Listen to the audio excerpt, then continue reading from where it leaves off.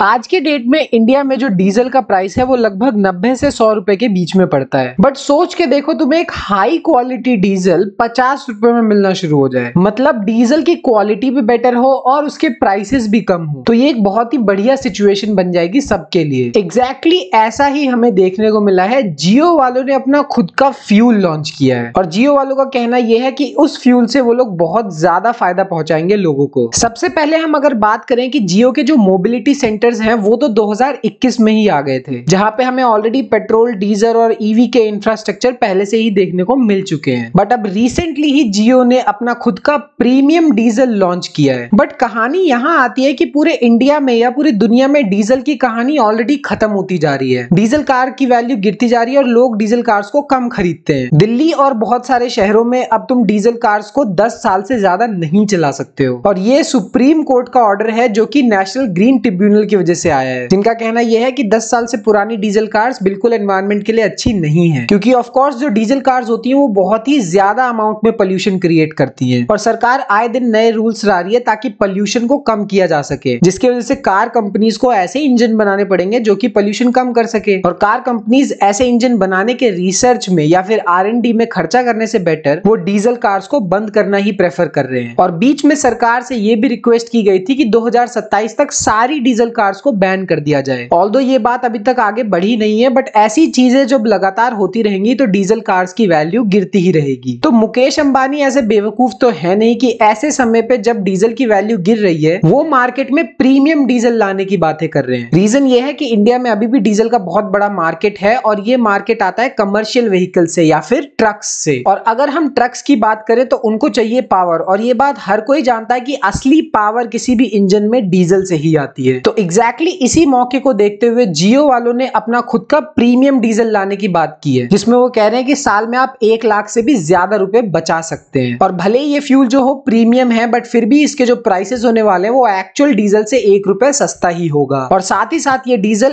Active technology से बना है, जिसकी वजह से आपको माइलेज भी ज्यादा मिलेगा। देखो, बात ऐसी है कि डीजल की वजह से इंजन में बहुत ज्यादा डर्ट आ जाता है, और इसका सबसे बड़ा रीजन है कि खराब जो फ्यूल की क्वालिटी होती है। जितना ज्यादा फ्यूल खराब होगा उतना ही ज्यादा डर्ट जमा होगा और गाड़ियां उतनी ही ज्यादा जल्दी गंदी होंगी। तो जियो बीपी ने इसी प्रॉब्लम को सॉल्व करते ये बोला है कि अगर आप उनका फ्यूल यूज करोगे तो आपका मेंटेनेंस का खर्चा भी बहुत ज्यादा बच जाएगा। ऐसा इसलिए है कि ये जो नया फ्यूल है वो एक्टिव टेक्नोलॉजी से काम करता है, और ये 2 चीजों को करता है मेजरली। जो इसके मॉलिक्यूल्स हैं वो इंजन के एग्जिस्टिंग डर्ट के साथ चिपक जाते हैं और मेजरली डर्ट को क्रिटिकल पार्ट से दूर ले जाते हैं, और ये बचा हुआ डर्ट दूर जाके एक तरीके से इंजन में जल जाता है। साथ ही साथ ये एक प्रोटेक्टिव लेयर भी प्रोवाइड करता है इंजन को, जिसकी वजह से धूल ज्यादा चिपकती नहीं है इंजन के अंदर। इन 2 मेन रीजंस की वजह से इंजन काफी क्लीन रहेगा और उसको साफ करना काफी आसान हो जाता है। अब ये जो एक्टिव टेक्नोलॉजी वाला डीजल है ये जियो वालों ने नहीं बनाया है, एक बीपी करके कंपनी है, उन्होंने बनाया है। ये कंपनी बहुत ही ज्यादा पुरानी है, 1909 की कंपनी है, और ये यूनाइटेड किंगडम की कंपनी है। अब अगर इस कंपनी को इंडिया के फ्यूल मार्केट में उतरना है तो उसको किसी ना किसी की हेल्प तो चाहिए ही होगी। तो एग्जैक्टली हमें एक जॉइंट वेंचर देखने को मिला जियो और बीपी के बीच में, जहां बीपी ने $1 बिलियन